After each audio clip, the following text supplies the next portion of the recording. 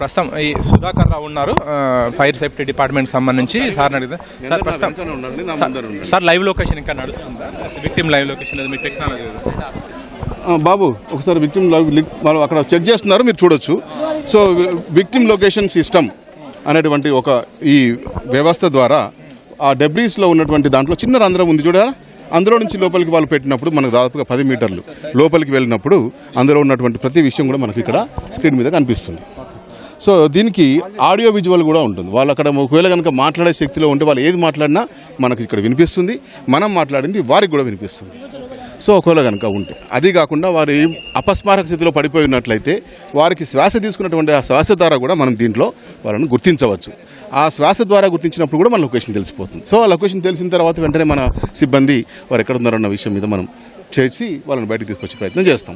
అదేవిధంగా ఇప్పుడు మనం దీని ద్వారానే కనుక్కున్నటువంటి ఆ ఇద్దరిని కూడా వెంటనే మన దగ్గర ఉన్నటువంటి అనేకమైన రెస్క్యూ టూల్స్ వాడి ఆ చుట్టుపక్కల ఉన్న డెబ్రీస్ అన్నింటిని తొలగించి వారిద్దరిని కూడా ఆ గాయాల కంటే ఇంకా ఏ గాయం కాకుండా బయటకు తీసుకొని వచ్చి పోలీస్కి హ్యాండ్ ఓవర్ చేయడం జరిగింది. ప్రస్తుతము 2 మృతదేహాలను బయటకు తీశారు కదా, ఇంకా ఏమన్నా మీకున్నట్టు ఏమైనా అనుమానం ఉందా? మాకు ఉన్నట్టుగా ఎవరైనా మనకు ఓనర్ కానీ ఇక్కడ ఉన్నటువంటి సైట్ ఇంజనీర్ కానీ చుట్టుపక్కల వాళ్ళు కానీ తెలిస్తేనే మనకు చెప్తే కానీ మనకు తెలియదు. But at the same time మనం ఒక 2 బాడీస్ రికవర్ చేస్తాం, వాళ్ళు చెప్పినట్టు స్థానికులు చెప్పినట్టు. సో ఇంకా ఏమైనా ఉన్నారన్న విషయం మళ్ళీ మేము మరొకసారి చెక్ చేస్తున్నాం. అంటే వాళ్ళలో ఎవరైనా ఏమైనా ప్రాథమికంగా గుర్తించారా?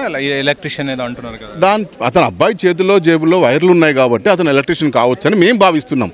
ఎలక్ట్రీషియన్ కన్ఫర్మ్ చేయట్లేదు, కావచ్చు అన్నటువంటి విషయాన్ని మీకు చెప్తున్నాం. మీరు చూసిన మీ అనుభవం బట్టి బిల్డింగ్ పూర్తిగా భవన నిర్మాణం పూర్తయిందా లేకపోతే ఇంకా పనులు కొనసాగుతున్నాయి? కన్స్ట్రక్షన్ అండి, అండర్ కన్స్ట్రక్షన్ ఇంకా నడుస్తుంది.